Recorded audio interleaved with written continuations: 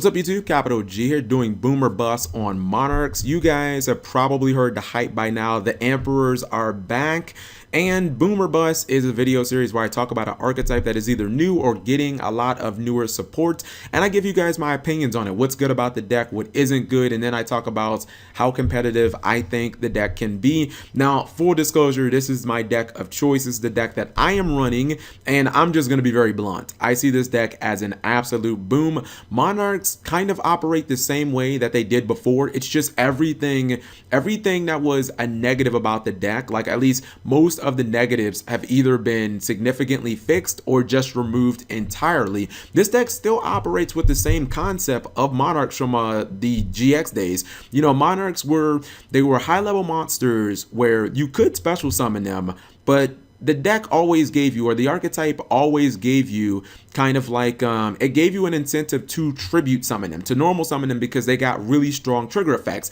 And that actually hasn't changed. It's just everything else has become a lot more consistent. Now, in my opinion, Monarchs have always been synonymous with frogs because the most consistent and popular and probably noteworthy Monarch build of all time, probably the most successful one, has been Frog Monarchs. I mean, yes, there were other versions like Perfect Circle Monarchs, Destiny Monarchs, etc., which that's actually the same deck, but Frogs kind of worked well with Monarchs because they were the perfect fodder engine. Treeborn Frog was a card that summoned itself over and over and over again, and the other ancillary frogs like Swap Frog and Rodent Totem could kind of do the same thing. You could special summon them, and there were other plays with like enemy controller, etc., etc. This Monarch build works the same kind of way, where you're still summoning these big beefy Monarch monsters over and over. It's just a lot of the problems that the deck used to have, like not having a very strong turn one play, not really having any lockdown when you have Monarchs on board, you know, not being able to run continuous spells or traps, not having searchability or speed. All of those problems have essentially been significantly improved or just fixed entirely. So let's start there. All right, so Monarchs, now they have newer Monarchs that actually work with the new style of how Monarchs want to play. Monarchs are no longer a deck where they just sit back and they don't really run anything that stops your opponent during their turn.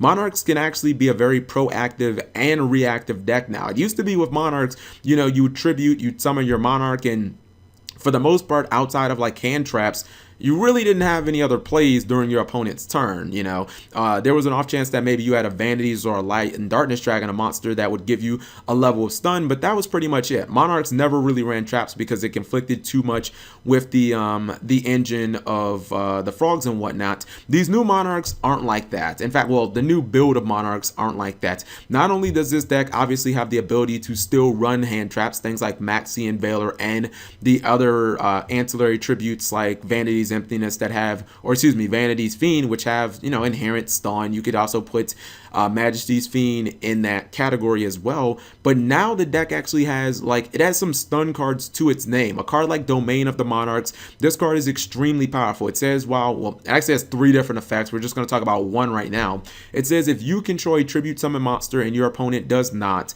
your opponent cannot special summon cards from the extra. We know how powerful something that can be, or something like that can be, because I mean, we're in an extra deck game, whether it's Exceeds, Fusion, Synchros, or just summoning monsters from the Pendulum Zone. If you can keep one of these tributes up and your opponent doesn't have a tribute in, a lot of these decks like Magic Specters and Performance in the Palace, these Pendulum decks, they only run like 1 tribute in the deck. They really can't do much of anything. I mean, sure, they can still Pendulum from the hand, but they kind of have to stop there. There's not a lot more plays that they can do. Now, I know you guys will look at this build of Monarchs and you'll say this looks kind of strange because there are so many spells and traps, and that's not what Monarchs really ever were about. But the new Monarch spells and traps actually don't just give you stun, but they give you speed and searchability. This is one of the things that Monarchs were always missing. I mean, sure, you had deck thinning ability with Swap Frog using that over and over again, but you never really had a way of getting to specific cards when you wanted to. You never had ways of actually drawing cards. It just wasn't in the Monarch archetype. It just wasn't something anything that was included in the deck other than, you know, like return, or they had tenacity, but there was no reason to run these cards because they would simply conflict with the Frog engine at the time. Well, now you don't have to run the Frog engine, and now you can bust out these really powerful cards such as Pantheism of the Monarchs. This card is like Destiny Draw on crack. I would argue that this is actually the strongest draw card in the entire game that will not be banned, and maybe even ever, that won't like be banned on the that will never be banned. I don't want to say limited because there's like Allure of Darkness, even though I think this card's better than Allure of Darkness. This card essentially is a D-draw for Monarchs that goes +1 after you've already drawn your 2 cards. You send any Monarch spell or trap to the graveyard, and then when this card is in your graveyard, you get to banish it. You reveal any 3 Monarch spells and traps, doesn't matter what they are, to your opponent, and your opponent picks one of them. So it's like when you activate this, even if your opponent gives you the worst card for the situation, you're still going to go +1, and you've still gotten 2 cards. So essentially, you get 3 new cards to your hand. It's like it's automatically fixing your hand. You also have the Prime Monarch. Not only can this card summon itself from the graveyard during either player's turn, which means that it's tribute fodder, and it's a card that can stop attack, so it can be used offensively and defensively, but it also is draw support.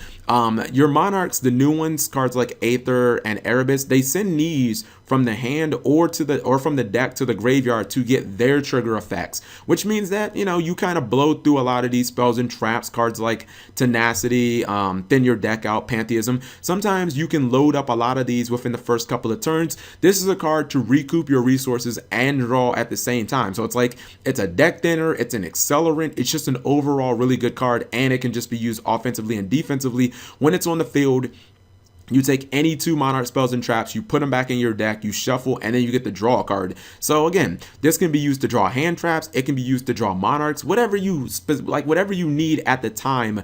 This is a card that can do that. Now you still have some of the older Monarch spells and traps like Stormforth, Return, and, you know, the March, which are cards that are good. Again, like they're situationally good. You might have to tribute one of your opponent's problem monsters, like they may have Rafflesia on the field, which you don't want to summon into. You can just tribute it. You know, a card like March makes all your Monarchs or tribute summons immune to things like, you know, Solemn Strike, or it makes them immune to like Effect Veil or whatnot.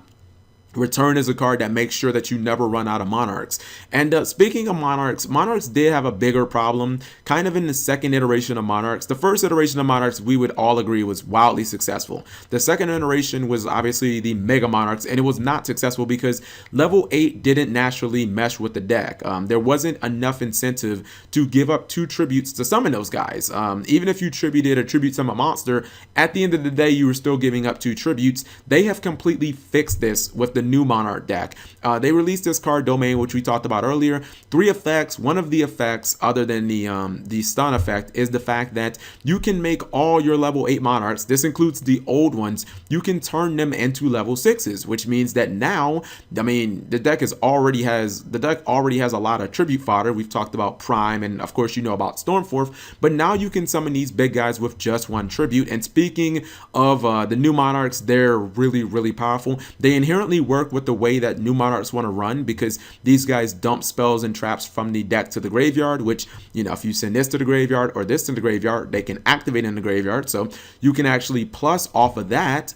But this one actually, not even just their on-field effects, but Erebus can actually be, you can retrieve it from the graveyard by pitching a Monarch spell and trap, so you never have to worry about running out of Monarchs. There's Aether, which can be tribute summoned during your opponent's turn, so if they happen to, you know, try and kill your Monarch on board and they're trying to put your lockdown of Domain at risk, you can actually tribute summon for this, and then you can activate her effect. She's actually a Monarch that just summons another super big Monarch from the deck, and that Monarch goes into your hand during the end phase. Now, another thing about Monarchs that Konami fixed is, although Monarchs have always had some tribute fodder with cards like Stormforth and other cards that weren't directly Monarch support like Soul Exchange, they've never actually had lower level tribute fodder to call their own. I mean, the Frog engine was not made for Monarchs, but they finally do now in way of the Squires and the Vassals. These are cards, the Vassals, that are specifically made to summon Monarchs and to make Monarch summons easier. They special summon themselves to the field.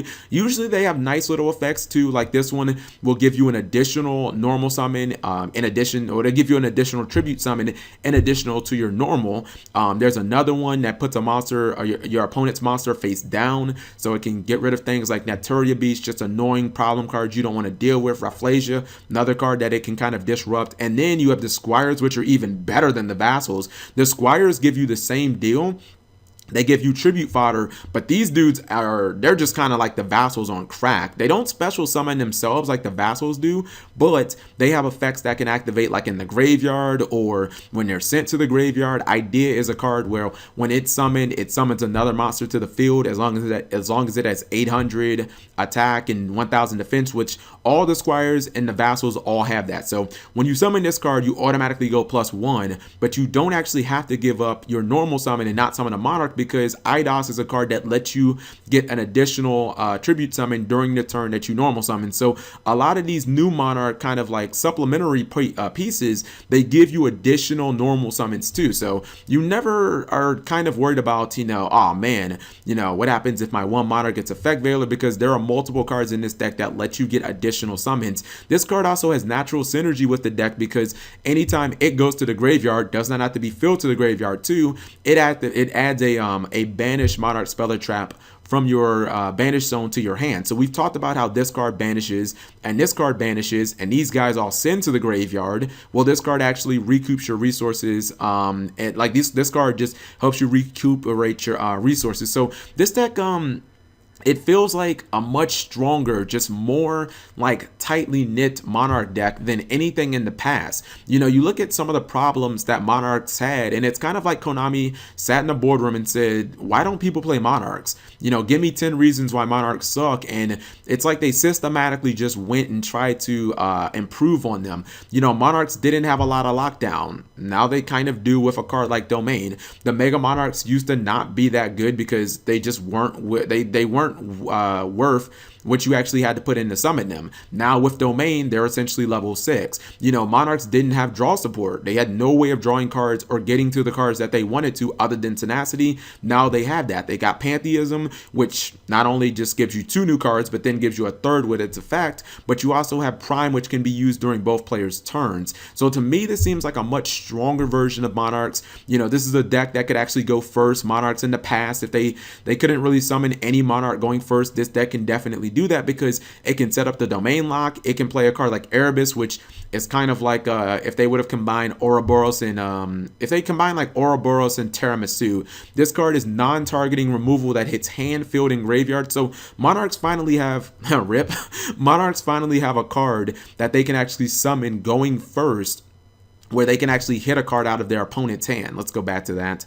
So to me, this deck seems like an absolute boom. The deck is not perfect by any stretch of the imagination. In my personal opinion, the way to disrupt this deck and to beat Monarchs is actually to attack it in the early game. Monarchs sometimes can struggle within the first couple of turns because the deck is kind of like a freight train. Once it gets started, it just rolls over everything. As long as you're running like hand traps, it's very hard to OTK this deck because of a card like this and it being able to activate from the graveyard. But if your first couple of summons don't go through, like if you start out with an Edia summon and it gets hit like with a Solemn Warning or a Veiler or something, you might actually just get killed. Because it actually happens a lot where you don't have that second summon and you can kind of get wrecked if you're not running a bunch of Vassals. But outside of that, this deck is it's a real unstoppable force when it gets rolling. I actually think people might dispute this, but I believe this deck makes more advantage when it actually gets rolling than any deck in the game. I mean, I've had games where by turn 3 I've got like 16 cards and it's like